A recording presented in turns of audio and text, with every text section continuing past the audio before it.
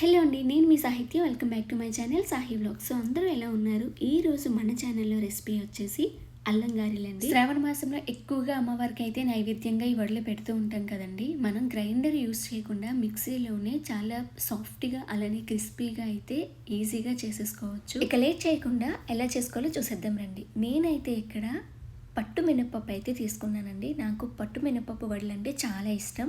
Maximum చాలామంది వడలు అనేసరికి ఏం చేస్తారు అంటే గుళ్ళు మినపప్పు యూస్ చేస్తూ ఉంటారు.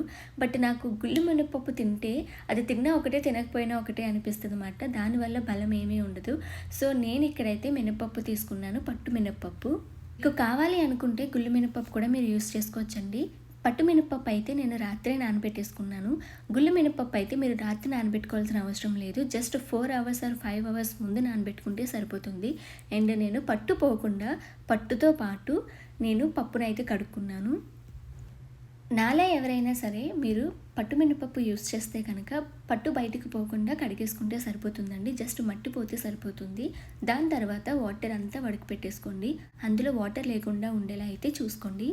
పట్టు మినపప్పు అయినా గుళ్ళు మినపప్పు అయినా సరే కడిగేసుకున్న తర్వాత అందులో వాటర్ లేకుండా అయితే చూసుకోండి. దాన్ని ఇప్పుడు పక్కనైతే పెట్టేసుకోండి. ఇప్పుడు ఒక మిక్సీ జార్ తీసుకొని ఇప్పుడు ఇందులోకి కొంచెం పచ్చిమిర్చి అలానే కొంచెం అల్లం అయితే యాడ్ చేసుకొని ఇప్పుడు దీన్ని మరీ మెత్తగా పేస్ట్లా కాకుండా కాస్త కోసుగా అయితే బ్లెండ్ చేసుకోండి. ఇప్పుడు ఇందులోకి మనం ఆల్రెడీ పక్కన పెట్టుకుని ఉంచుకున్న పప్పుని తీసుకొని ఇందులోకి యాడ్ చేసేసుకొని ఇప్పుడు ఈ పప్పుని బ్లెండ్ చేసేసుకోండి. మీ దగ్గర గ్రైండర్ ఉంటే కనుక గ్రైండర్ని ప్రిఫర్ చేయండి. గ్రైండర్లో మొత్తం అన్నీ ఒకసారి వేసేసుకొని మనం ఈజీగా అయితే గ్రైండర్ పెట్టేసుకోవచ్చు. మిక్సీలో పప్పుని రుబ్బేటప్పుడు ఈ చిన్న మిక్సీ జార్ని అయితే ప్రిఫర్ చేయండి. అలానే పప్పును రుబ్బేటప్పుడు మధ్య మధ్యలో కొంచెం వాటర్ యాడ్ చేసుకుంటూ స్పూన్తో కలుపుకుంటూ అయితే మిక్సీ పట్టండి. రుబ్బేప్పుడు మనకి ఇలా గట్టిగా అయితే ఉండాలి. మీరు మధ్యలో ఎక్కువ వాటర్ యాడ్ చేసేస్తే కనుక రుబ్బు చాలా పల్చగా అయిపోతుంది అన్నమాట. అప్పుడు ఆయిల్ కూడా ఎక్కువగా లాగేస్తుంది అండ్ మనకి అంత క్రిస్పీగా కూడా రాదు. సో మీరు గార్లు రుబ్బే ఇప్పుడు గట్టిగా ఉండేలా అయితే చూసుకోండి. పప్పు మొత్తం ఇలా రుబ్బేసుకున్న తర్వాత ఇప్పుడు దీన్ని మీరు ఒక బౌల్లోకి అయితే తీసేసుకోండి. ఇప్పుడు ఈ రుబ్బులోకి ఒక పావు టీ స్పూన్ వరకు వంట సోడా అయితే యాడ్ చేసుకోండి. దీని తర్వాత రుచికి సరిపోయేలాగా సాల్ట్ కూడా యాడ్ చేసేసుకోండి. ఇప్పుడు ఇది మొత్తం అంతా కలిసేలాగా బాగా అయితే కలిపేసుకోండి. రుబ్బుని మొత్తం ఇలా కలుపుకున్న తర్వాత మీకు మరీ గట్టిగా ఉంది అనిపిస్తే కనుక కొంచెం వాటర్ అయితే యాడ్ చేసుకొని మళ్ళీ మొత్తం అంతా కలిపేసుకొని పక్కన పెట్టేసుకోండి. ఇప్పుడు స్టవ్ ఆన్ చేసుకొని ఒక ప్యాన్ తీసుకొని అందులోకి గారెలు వేసుకునేలాగా ఆయిల్ అయితే యాడ్ చేసుకోండి.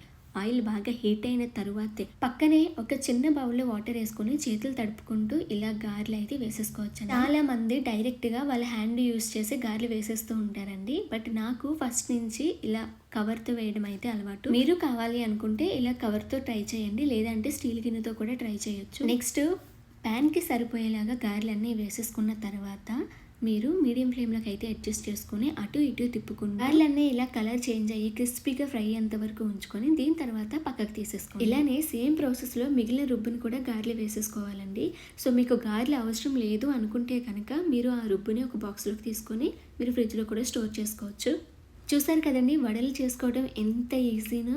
అండ్ మీకు చూస్తే అర్థమైపోతుంది వడలు ఎంత బాగా వచ్చాయి. ఈ విధంగా మీరు వడలు చేశారంటే కనుక బయట చాలా క్రిస్పీగా లోపల చాలా మెత్తగా పర్ఫెక్ట్గా వస్తాయండి.